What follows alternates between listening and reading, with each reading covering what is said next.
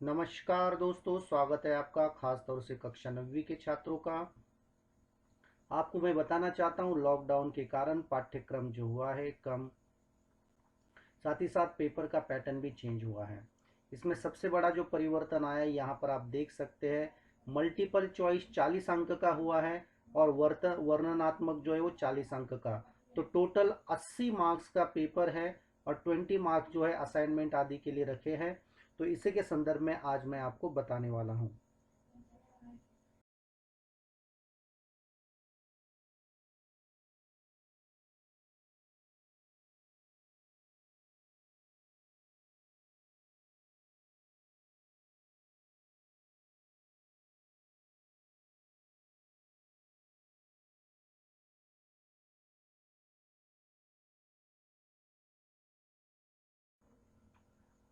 अब यहाँ पर आप देखिए, प्रश्न क्रमांक 1 जो है इसमें किसी भी तरह का कोई परिवर्तन नहीं किया, ना अंकों में परिवर्तन किया है ना इसके फॉर्मेट में परिवर्तन किया है, इसलिए इसके बारे में ज्यादा चर्चा नहीं करूंगा।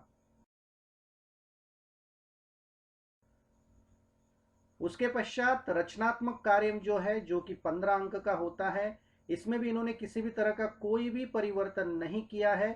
सेम टू सेम जो मार्च में आया था वैसा कि वैसा इन्होंने रखा है। लेकिन यहाँ पर आप देखिए, संधि कार्यम को जब हम देखते हैं तो इसके अंतर्गत जो जो परिवर्तन हुए मैं इसकी जानकारी देना चाहता हूँ आपको। ये नीचे वाला रिवाइज वाला है और ये मार्च में आया था। इसके अंदर देखिए कौन कौन सी संधि हटी, मैं बता रहा हूँ। एक तो वृद्धि संधि और दूसरा यन संधि, ये दोनों के दोनों संधि इस वर्ष हटा दिए हैं। अगले साल देखा जाएगा, लेकिन इस साल तो नहीं है।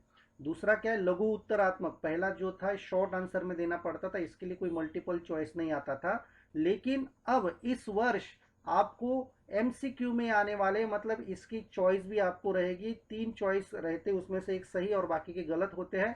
तो ये आपके लिए फायदेमंद साबित होगा। उसके बाद देखिए, शब्द रूपानी के अंतर्गत यदि हम चर्चा करते हैं तो पहले क्या किया था इन्होंने, मार्च में रिकारांत शब्द मातृ पितृ जैसे चलने वाले इसको ऐड किया था। लेकिन फिर से जब इन्होंने रिवाइज वाला जब दिया है तो इसके अंतर्गत से इसको हटा दिया गया है। आप देख सकते हैं कि यहाँ पर आप देखिए बिल्कुल भी नहीं दिखाई दिया, इसको पूरी तरह से इन्होंने हटा दिया है।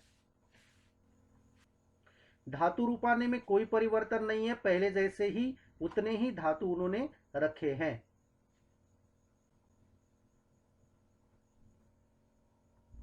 कारक उपपद विभक्ति के अंतर्गत यदि हम चर्चा करते हैं तो यहां पर आप देखिए कोई ज्यादा खास परिवर्तन तो नहीं हुआ है।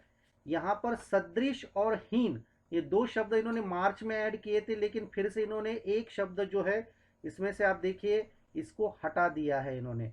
तो हीन को रखा है और सदृश को हटा दिया है।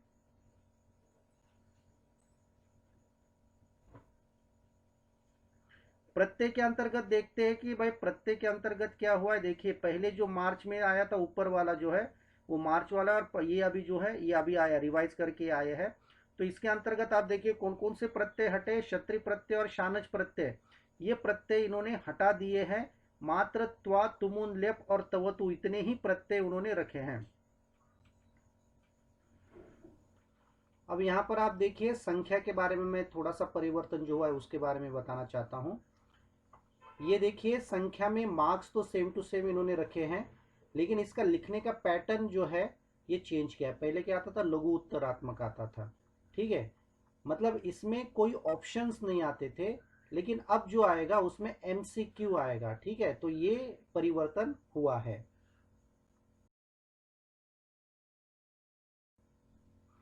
उसी तरीके से आप देखिए उपसर्ग का जो है, उपसर्ग के अंतर्गत भी यही सेम परिवर्तन हुआ है। पहले लघु उत्तरात्मक आता था और उपसर्ग जो है वैसे के वैसे रखे, लेकिन इसका जो लिखने का स्टाइल जो है वो एमसीक्यू में कन्वर्ट किया है। पहले लघु उत्तरात्मक आता था, कोई ऑप्शन नहीं आता था, लेकिन इस बार ये ऑप्शन भी रखने वाले हैं।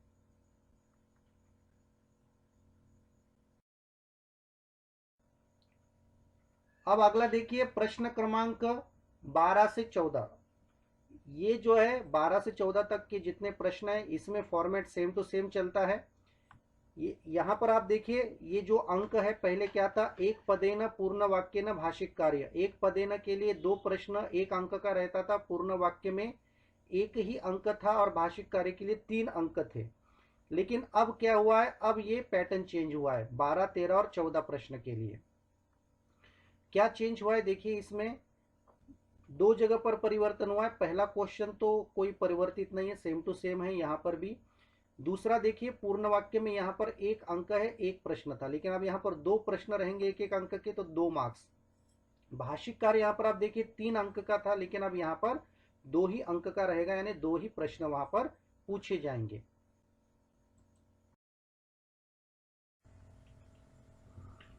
अब अगला देखिए, प्रश्न निर्माणम जो है, प्रश्न निर्माण में जरूर परिवर्तन हुआ है। रिवाइज जो आया है नीचे के साइड में है, यहाँ पर देखिए मैंने हाईलाइट भी किया है। इसमें आप देखिए प्रश्न निर्माण में 1-1 अंक था और 4 सेंटेंस आते थे और आपको 4 लिखने रहते थे, और उसमें भी कोई मल्टीपल चॉइस नहीं रहता था, पूर्ण वाक्यात्मक रहता था। लेकिन अब जो हुआ है, रिवाइज जो आया है, उसमें बताया है कि आपको 5 अंक रहेंगे, 5 प्रश्न दिए जाएंगे, वो भी एमसीक्यू वाले, मल्टीपल चॉइस क्वेश्चन आपको आने वाले हैं। तो ये आपके लिए और ज्यादा सुविधाजनक माना जाएगा। उसके यहां पर देखिए, अन्वय और भावार्थ के जो रहते थे, आपको पता ही है कि भाई पिछले साल तक क्या होता था कि 8 ब्लैंक्स आते थे 2 श्लोक के अलग अलग, और इसके 2-2 अंक रहते थे, मतलब कुल 4। या भावार्थ आता था, इसमें 4 ही फिलिंग द ब्लैंक्स रहते थे और उसको 1-1 अंक दिया जाता था, टोटल 4 अंक रहते थे। लेकिन अब क्या परिवर्तन हुआ है रिवाइज में देखिए, अब जो आ रहा है इसमें मात्र 4 ब्लैंक्स रहेंगे। यहां पर देखिए 4 + 4 8 था, लेकिन अब यहां पर 4 ही ब्लैंक्स है। आधा अंक हर एक ब्लैंक के लिए रखा है, रिक्त स्थान पूर्ति के लिए, और टोटल 4, तो 2 मार्क्स रहेंगे। भावार्थ में पहले 1-1 अंक था, लेकिन अब आधा आधा ही अंक किया है, और इसमें अब ज्यादा कोई परिवर्तन अंकों में नहीं रहा है, तो इसके भी 2 मार्क्स ही रखे हैं। घटनाक्रम में कोई परिवर्तन नहीं किया है, सेम टू सेम घटनाक्रम रखा है, इसमें किसी तरह का कोई चेंजेस नहीं है। पर्याय मेलन, विशेषण विशेष्य मेलन जो है, इसमें जरूर परिवर्तन हुआ है। इसमें क्या परिवर्तन हुआ मैं बताना चाहता हूं।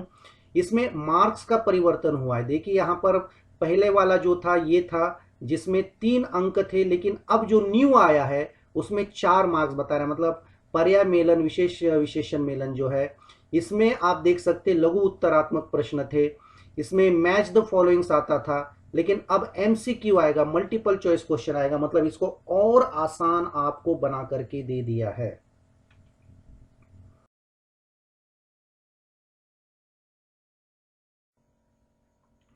दोस्तों देखिए, अब मैं आपको बताने वाला हूं कि कौन कौन से लेसन्स निकाल दिए हैं।